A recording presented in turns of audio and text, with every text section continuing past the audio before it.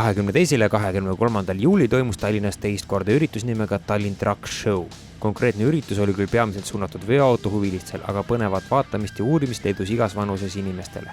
Põhirõhk oli pandud veoautodele, mis nägid välja natukene teistmoodi kui tehasest tulevad isendid. Üritus üheks eesmärgiks oligi välja selgitada, kellel on kõige säravam, läikivam ja vilkuvam töövahend. Kohal olid tulnud peamiselt Eesti ja Soome registrinumbritega masinad ja paraku soomlased on ka veoautode ja tuuningu valdkonnas meist tunduvalt ees. Huvitav fakt on kindlasti see, et kõik need tuunitud veoautod teevad ka oma igapäevast tööd ja ei ole ainult näituseautod. Kui natukene täpsemalt välja tuua, mille poolest mõni mudel tavapärasest erineb või mis seal ümber on tehtud, siis praegune trend on palju maalinguid välistel detailidel ja ohtralt lisatuulesid ja valgusteid.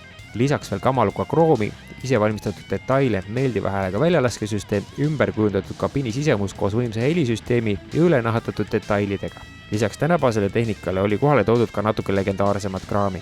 Soomest oli kohale tulnud 2 ehtsat ameeriklast, 87. aasta Peterbilt ja 84. aasta Kenworth. Kenworthi omanik rääkis, et nendega enam tööd ei tehta, vaid need autod on ainult näitusel käimiseks. Kui keegi soovib nüüd endale sellist ilusat suurt klassikut soetada, siis umbes 40 000 euro eest on see täiesti võimalik.